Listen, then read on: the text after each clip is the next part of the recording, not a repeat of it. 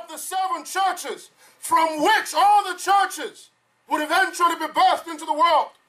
He said, I am not only the Christ who holds the 7 stars in my hands, I'm also the Christ who also walks amidst the 7 golden lampstands. Meaning it is my spirit that dwells in these churches. It is my spirit that abides in these churches. I am the one, if you remember, in the book of Genesis chapter 3, after Eve had taken off that fruit and she had given unto Adam, the passage tells us that they heard the footsteps of God as he was doing what? As he was walking in the midst of the garden. So Christ is saying the same intimacy that man enjoyed at the creation, the same intimacy that man enjoyed in that Garden of Eden is the same intimacy that I, Christ, have come to restore through the churches. And now when people tell you, oh, you know, church isn't important, this day and age, as long as you have Christ in your life, it doesn't matter. Do not let them fool you. Do not let them fool you. Christ indeed dwells in you.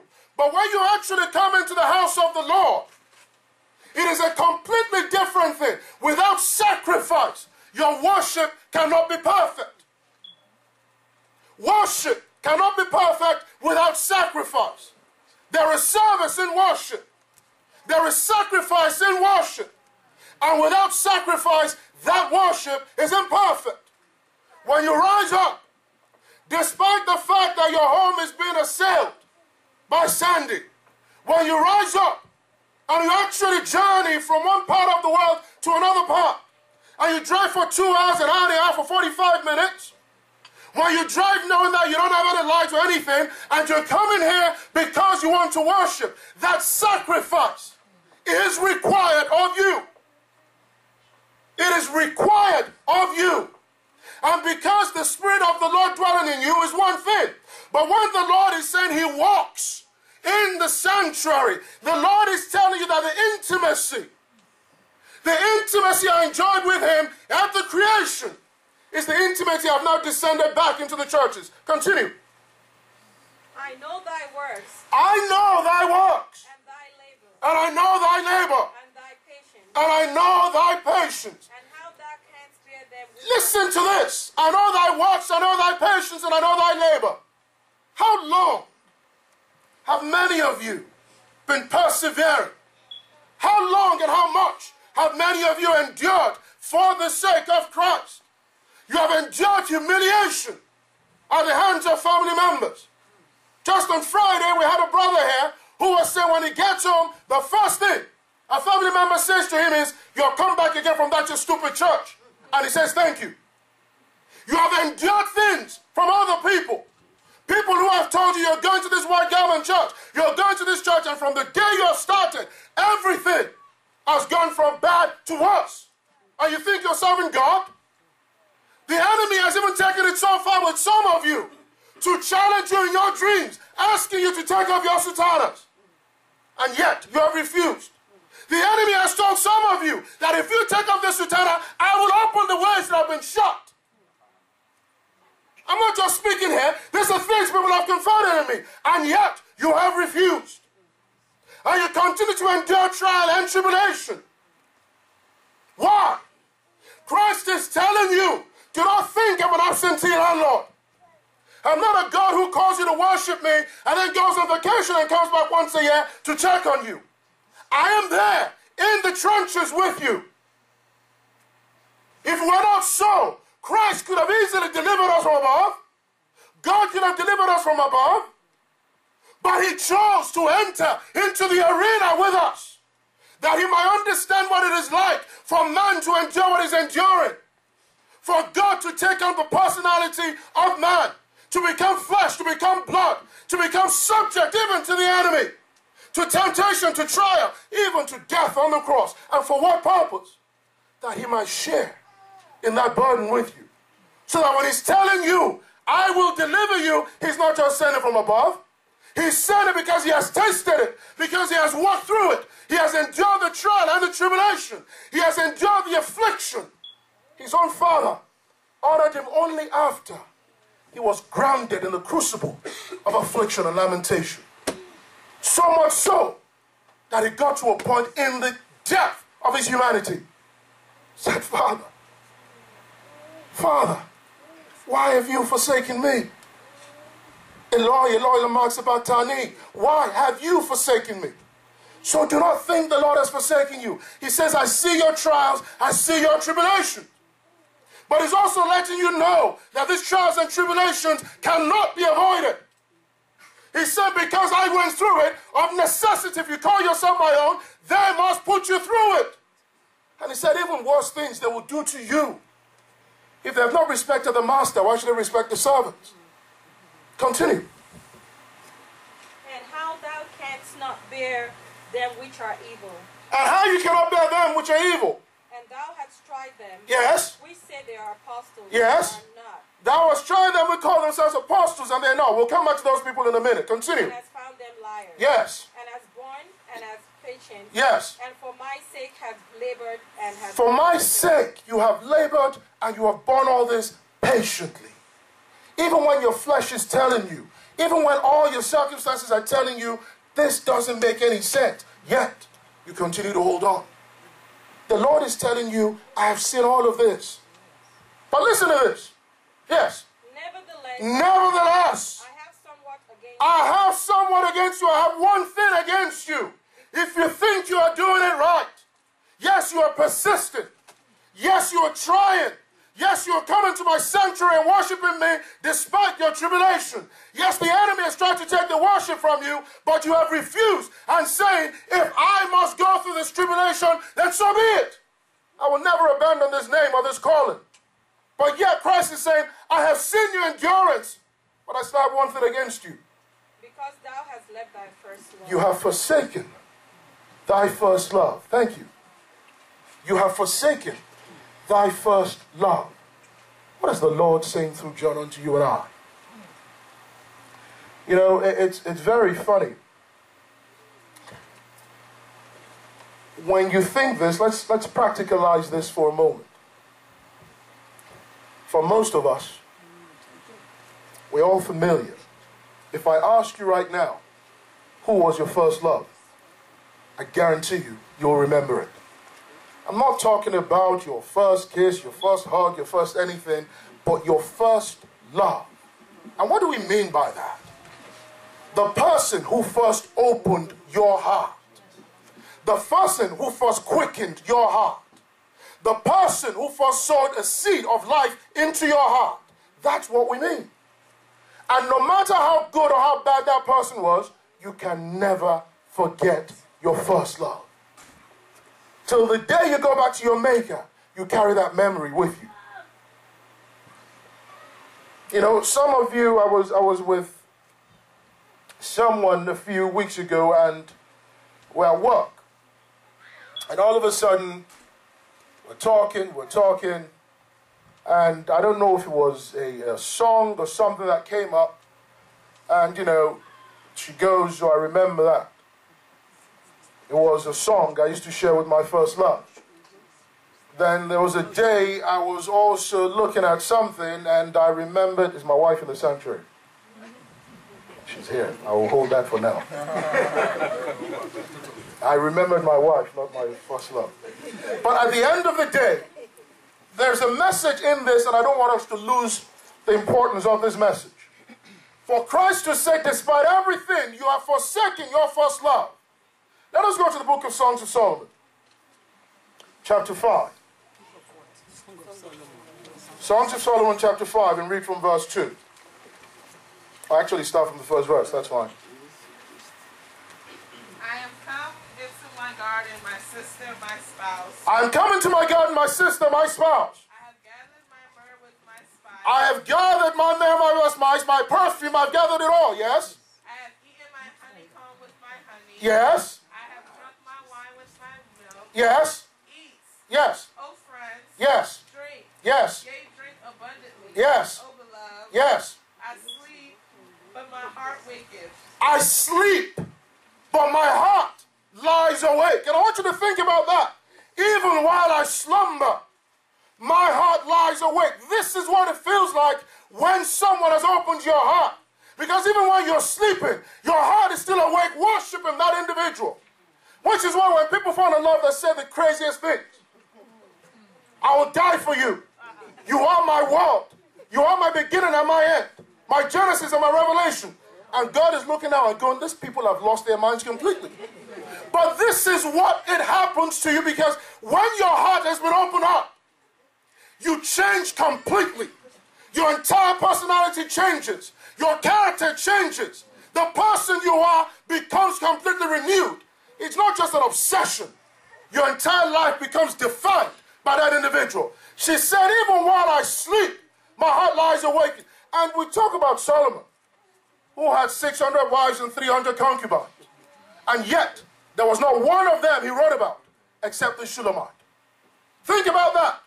Out of 900 spouses he had, there was only one he found worthy to write about. And that was the Shulamite. So it doesn't matter what you're going through. Christ is saying something. That there is a first love. When you came to know me, I opened your heart through something. And what that thing is unique to you and I. The Lord could have opened your heart through the word and the gospel. The Lord could have opened your heart through prayer. He could open your heart through a gift of prophecy. He could have opened your heart through a gift of ministration. Whatever it is, the Lord is saying, I brought you unto me and kindled your love for me by one particular thing. But you have abandoned that first love. Sit down for a moment. And you have abandoned that first love. Why? Because we have gotten so preoccupied by everything else. You think about it, and this is so relevant in Celestial. You have people whom the Lord gave the gift of singing, as an example. People where they touch the microphone, the cherubs and the seraphs in heaven cannot help but rejoice. They open their mouths, and the legion of angels descend in their multitude to rejoice with us. But because of robe and rank and position, they continue to move farther and farther and farther away from their first love. You have people that were called in the simplicity of prayer. Prayer warriors, that's all the Lord called them to be. But again, as they continue to get exalted and promoted, they start worrying about who is leading this and who's in that position and who's in that position. And we all forget that first love. And this is so relevant even as we talk about anointment, especially in this church where anointment has now become a worship in itself, where we're all so eager to wear the robes. Even before you get the anointment, you already call a Nigerian and tell them how long your robe needs to be now and how wide your loin has to be. And all these things are absolutely irrelevant before God. You can have 3 robes in 7 different colors, and yet it is the one person who hasn't even received an anointment that the Lord starts to use for his glory. What have we done with our first love? So many of us get so Let's go back to that Songs of Solomon. Let's go back to that Songs of Solomon, please. I sleep. Yes. But my heart wakens. I sleep and my heart wakens, yes. It is the voice of my beloved that knocketh. It is the voice of my beloved knocking. Christ is knocking on your hearts again. And saying what? Open to me. Open to me. My sister. My sister, my beloved, my son, open to me. Because when you open that window into which I first touched you and found you, you will experience me in no other. You see, we're all so eager. You have people holding candles. God, give me the gift of this, give me the gift of this, give me the gift of this, give me the gift of that. And nothing happens. Nothing happens not because God isn't interested. But have you ever stopped to ask yourself, what exactly is my first love?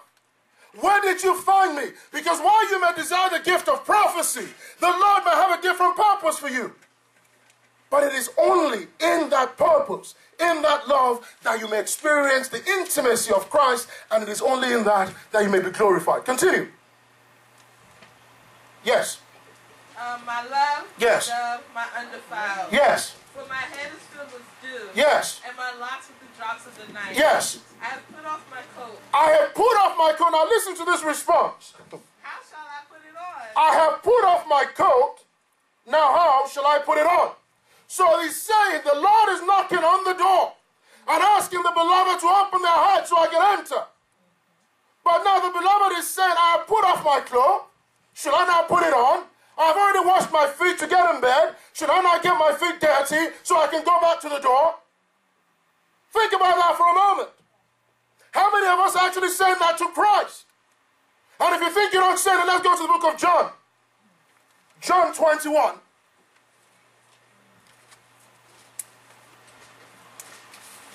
After these things, Yes.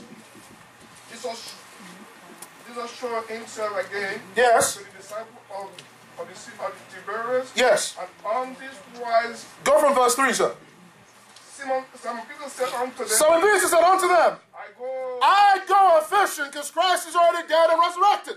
They said unto him, And they said unto him, we are also go with and the other disciples said unto him, we also go with thee. They went forth They went forth. and entered into the ship. Yes. And that night they, And that night they caught absolutely nothing. Yes. but when the morning was now come, But when the morning was now come, Jesus stood on the ship. Jesus stood on the shore and said what? But his disciples knew not. His disciples did not know it was Jesus. Why did they not know it was Jesus? Because they had taken off the cloak. Now listen to this. Yes. Then Jesus said unto them, Yes. children, Yes. are we enemies? Yes. They answered him no. Yes. And he said unto them, Yes. cast the net on the right And side. go to verse 7. We know the story. Yes. Therefore, the disciple whom Jesus said lost. Once this happened, they had been there trying to fish all night. They didn't catch anything. Now this man says, okay, cast your net on the right side of the boat. And they did. And they caught so much fish. Instantly, John said to them what? It is the Lord. It is the Lord. Now when Simon Peter heard that it was the Lord, When Simon Peter heard that it was the Lord, he got his features coat he got his coat back unto him, unto him, for he was out, he was naked. for he was naked. And He had taken his coat off. And that coat again represents the ministry and the responsibility the Lord had given him. That first love, that leadership. The Lord said unto him, Simon, son of Jonah, you are the rock, and upon this rock I will build my church. It is through you that I will begin my church. But now you have taken off that coat because you have found more important the convivialities of this world. I have to work. The Lord knows I have to eat. I have to do all the things I have to do. If I have to get overtime, where else is the money going to come from? The Lord understands this. Is the Lord going to tell me to abandon this for him? Who gives you the means to work? May God forgive us, but at the end of the day, if God were to actually take strength from us, where then would we be? Simon Peter had cast his coat off. This is a Simon that actually walked with Christ. This is the same Simon that was with Christ day in and day out. The same Simon that saw the Lord again raise Lazarus.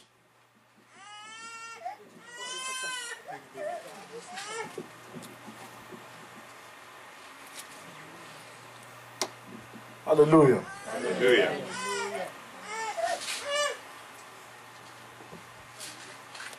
And at the end of the day, it still pleased the Lord to say unto him what? From verse 15.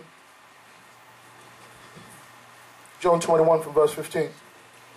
So when they had denied, Jesus said to Simon Peter, After they had dined with Jesus, he now said unto Simon Peter, Simon, son of John, Simon, son of Jonah, lovest thou me more than do you love me more than these? He said unto him, And he said unto him, Yea, Lord, thou knowest that. the Lord is asking you, he said, do you love me more than these? Do you love me more than all these convivialities of this world? Do you love me more than these things, this rank, this robe, this position? Do you love me more than this? Because whatever it was to which I called you is that first love. Do you love me more than these? You're good about fishing because you're looking for sustenance? Have you forgotten who called you? That I am the same Christ, and Christ did that on purpose. He allowed him to fish all night, all day and all night, and he didn't catch a single thing. That when he, Christ, came and stood on the riverbank to even suffocate, to humiliate them even more, he said, friends, have you anything to eat? He knew they didn't have anything, but he was asking them again, after you have done this by your own strength, have you been able to catch anything? No. Okay, now cast your net on the right side of the sea. And the Bible tells us they caught so much fish that the net nearly broke when they were dragging it in. And after they had caught all of it, then the Lord pointed to all this and said, do you love me more than these? Do you love me more than the dollars and the cents and the naira you're chasing about? Do you love me more than the rank and the robe and the position that has become your God? Do you love me more than all these things that have now become idolatry in your life? We come to church now, and the only thing we're hoping for is that somebody's going to call you and tell you about your future or your past. We come to church now, you're thinking, what position are they going to put me in? Because it is time for me to lead. But what has the Lord called you to do? Have you focused on that? And Christ was asking, do you love me more than these? And Simon replied, what? He said unto him, yes. Feed my lambs. He said, yes, you know I do. He said, if you do, then feed my lambs, the one I put into your care. But he didn't stop there. He asked him again, Simon, son of Jonah, do you love me more than these? And at this point now, Peter was starting to actually well up. He was getting sad and pierced in his heart. Why is Christ asking me if I love him? You know, Lord, that I do. He said, then feed my sheep. Then the third time he asked him, Simon, son of Jonah, do you love me? At this point, Peter just broke down and started to weep. Because now Peter understood what the Lord was saying. If you love me more than these, then return to your first love and feed my sheep. And it was then that Peter abandoned everything and returned back to the Lord. So what are we saying here? We read the story of Daniel. We go to the book of Daniel, chapter 2. It's so a funny thing. So Nebuchadnezzar has a dream. And the Lord, who is extremely poetic, could have told him the dream in the most simplest of forms. But the Lord uses rams and goats and trees and silver and gold and all these other elements. And Nebuchadnezzar awakes. And he doesn't know the meaning of his dream.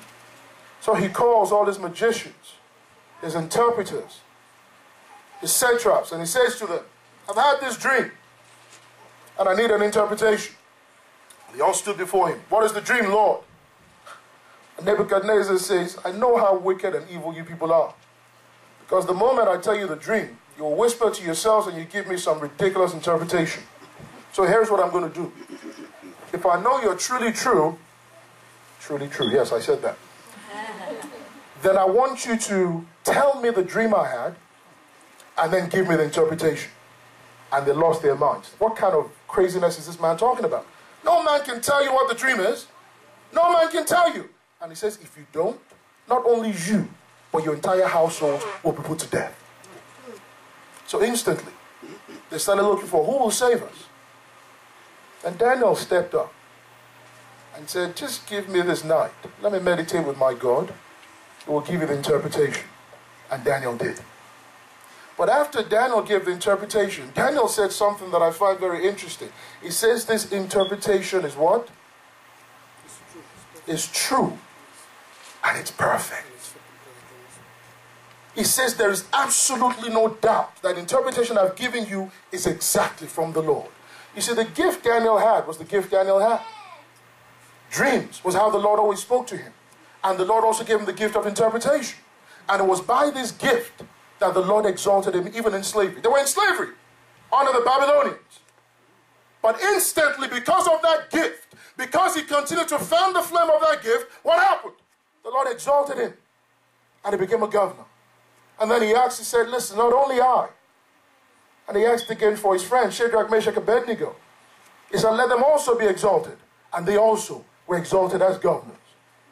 And the Bible tells us that Nebuchadnezzar was so pleased by the perfection of interpretation that he worshipped Daniel.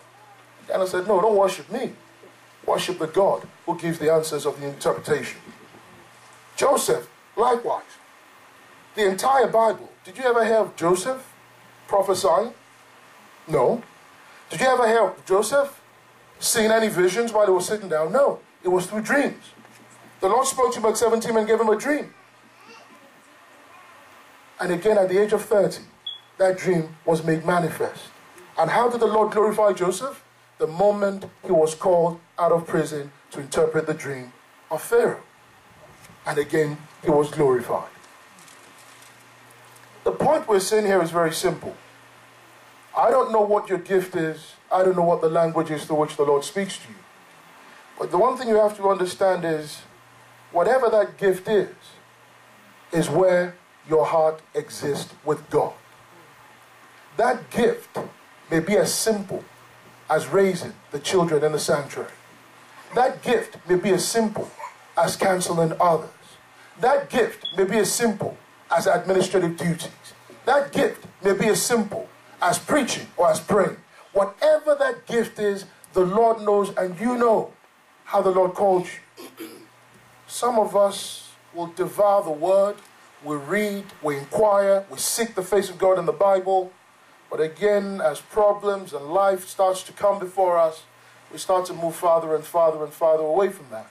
And we become Sunday worshippers. The Lord says, I see your tribulation, I see your patience, I see your endurance. But I have this one thing against you yet. You have abandoned your first love. We're concluding shortly. David was a man who was very simple. He had a heart for God and was gifted in music. He praised the Lord day and night. There was nothing else David knew how to do. While he was there as a shepherd boy, he will sit there. There's nothing else to do. He can only count sheep so many times. He will make songs. He will praise the Lord. And again, when the Lord first called him, the way the Lord called him, he was in Saul's house, and it says whenever an evil spirit came upon Saul, David did what? He would play music, and the evil spirit would depart from Saul. Can you imagine that? The evil spirit comes down. David did not say Jah, he did not say Jehovah, he didn't raise up his hands. He just brought out his harp and he played music and sang. And instantly, he said the evil spirit would depart from Saul. But then as David continued to grow as a king, David also had a heart of a warrior. He became so engrossed in that. He became so engrossed in being a king that he also did what? He abandoned his first love. And that was how the enemy was able to get him. But listen to what he says in Psalm 108 from verse 1.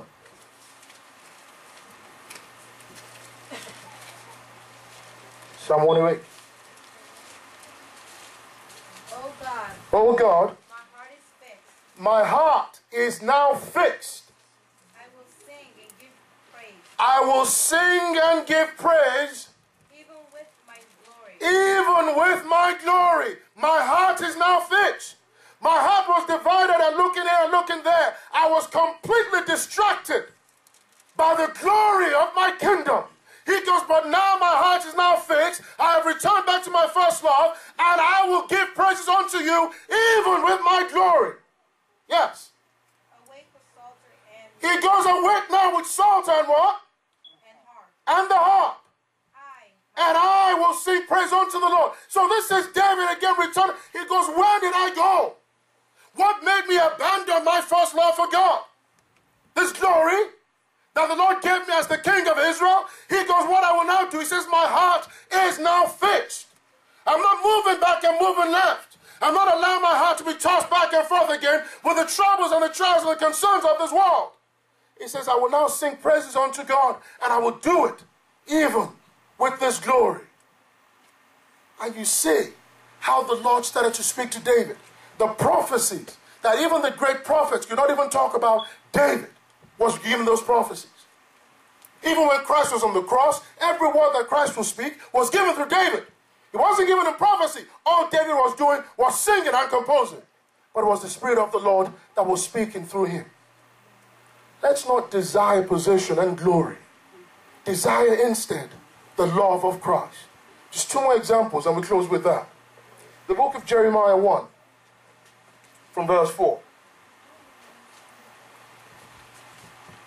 Then the word of the Lord came unto me, saying, Yes. Before I formed thee in the belly, Before I formed thee in the belly, I knew thee. I knew thee. And before thou camest forth, Before you even came forth out of your mother's womb, I sanctified thee. I sanctified you for my glory. And I ordained you a prophet. And I ordained you a prophet even before you were born. there is no other thing you can do in this world, Jeremiah, that will ever give you glory or incline you to my heart like being my prophet. This is where your love lies with me. Continue.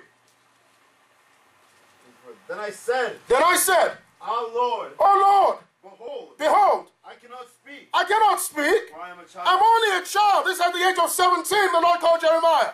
Yes. But the Lord said unto me, But the Lord said unto me, say not, say not that I am a child. Yes. for thou shalt go to all that I shall send For thee, thou shalt go to all that I shall send thee, and whatsoever I command you, and whatsoever I command thee, thou shalt speak. thou shalt speak. Be not afraid of their faces, Be not be afraid of these people, for I am with thee, because I, the Lord, I am with thee, to deliver thee, to deliver thee, says the Lord. says the Lord. And then the Lord came and sanctified his mouth and said, what? I have put my words in you. Now go forth.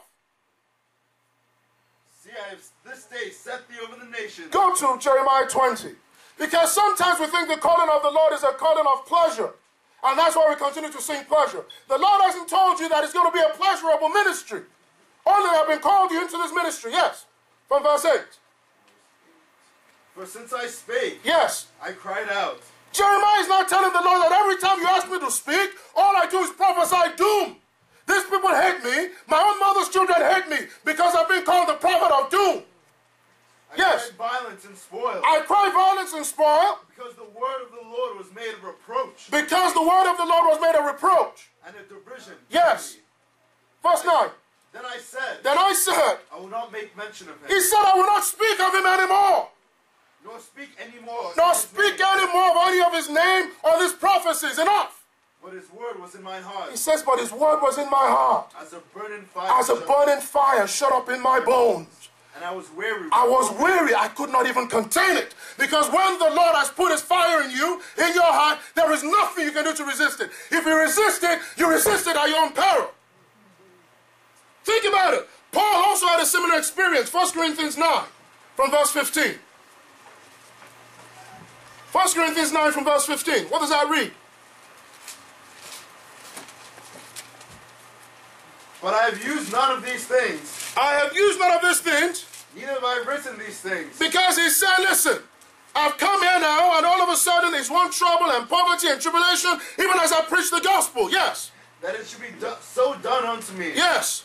For it were better for me to die, It were better for me to die than that any man should make my glorying void. that any man make my glory void by telling me that I'm coming and begging you for money. I know I don't have money, Paul is saying. I know things are hard, but I'd rather die than give up that glory and that first love. Continue. For though I preach the gospel, For though I preach the gospel, I have nothing to glory of. I have nothing to glory of. For necessity is laid upon me. For necessity is laid upon me. Yea, Yea, woe is unto me woe is unto me if I preach not if the I do gospel. not preach this gospel.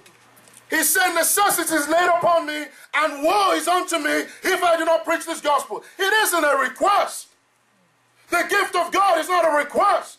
It's not for you to decide when to use it or how to use it. It is a mandate, a responsibility. David says, I'd rather be a doorkeeper in the house of the Lord than be in the tabernacle of the wicked. If you've been given a job, even as a sidesman, do it diligently. It is in that your prayers will be answered.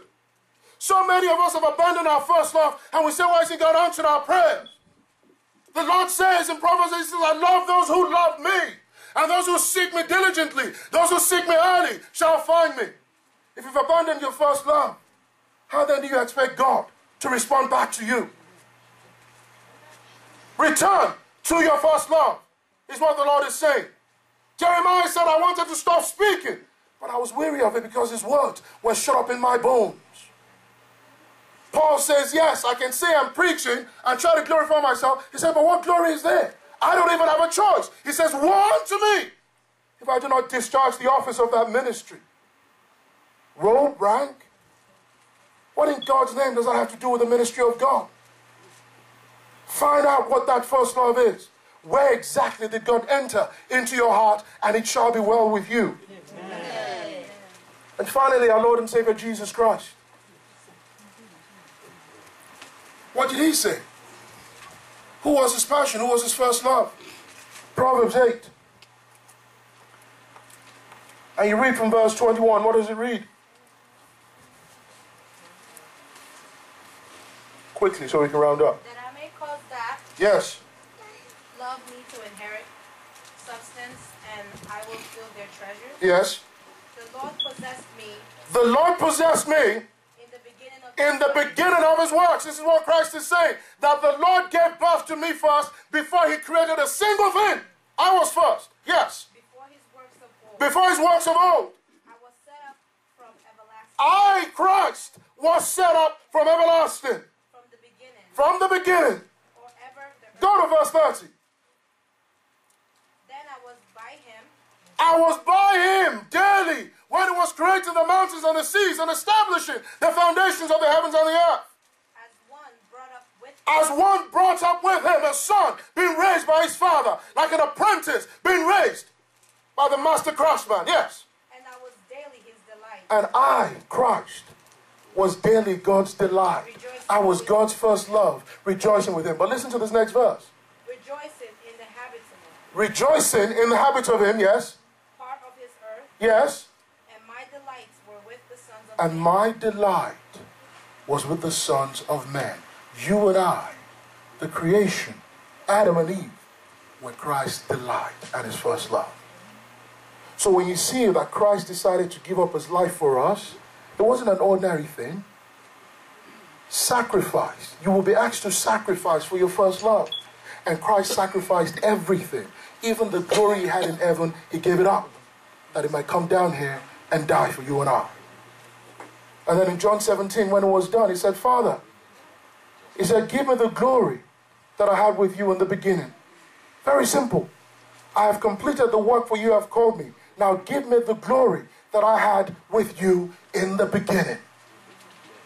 God says Jesus was his delight. Jesus says you and I were his delight. And that, brethren in Christ, was the conclusion. Return to your first love. For what will happen? He says, otherwise I will come and I will snuff out your candle lamp. May God never snuff out our candle lamp in the name of Jesus. That Songs of Solomon 5 concludes. And we leave with this. From verse 5, I rose up to open my beloved, and my hands dropped with myrrh, my fingers with sweet smelling myrrh upon the handles of the lock. I opened to my beloved, but listen to this, but my beloved had withdrawn himself and was gone, and my soul fainted and failed while he spake. I sought him, but I could not find him. I called him, but he gave me no answer. Because when you sit there, I start to ask yourself, do I have to put my clothes back on again? Do I have to abandon all this for this God? Don't I have trouble? Don't I have a problem? Doesn't he know the situation we're in right now? And now you're asking me to do this. But the Lord is saying clearly unto you that while you're sitting there trying to decide whether or not to go back and open that door, he, God, will walk away from that door. And by the time you're ready to now open it, he says, he, Christ, will now be gone. And she said, I sought him, but I could not find him. I called after him, but he gave me no answer. Now listen to verse 7. This is where the enemy now comes to deal with us. He says, the watchmen that went about the city found me. They smote me, they wounded me. The keepers of the walls took away my veil from me. Because once you abandon that first love, because once you abandon that intimacy you have with Christ, that point in which Christ found entrance into your life, once you turn away from it, you now become food and fodder for the enemy. That's when the enemy cannot do to you whatever he wants. But for those who persist, now listen to this. She says, I charge you, O daughters of Jerusalem, if ye find my beloved, that ye tell him that I am sick with love. Will Christ be fond of you when you decide to turn back to him? Celestial, let us return to our first love. Voice of grace, let us return to our first love. Daniel never forsook his first love. And that is why he was glorified. Joseph, even in prison, through the pit, never forsook his first love. And it was through that that he was glorified. Moses never forsook his first love. If you remember why Moses left Egypt, it was because he killed an Egyptian for the sake of an Israelite. And what did the Lord send him to do? The Lord sent him back to Israel to kill the Egyptians for the sake of his children. It was again through that that he was glorified. When Peter was going to be glorified, the Lord told him, you are the rock upon which I'll build this church. Do not forsake your first love. Ask the Lord to unite your heart as David did. And he said, my heart is now fixed, and with my glory I will sing praises unto God. May we never forsake our first love. Amen. May Christ never forsake us. Amen. May the peace of Christ continue to dwell with us. Amen.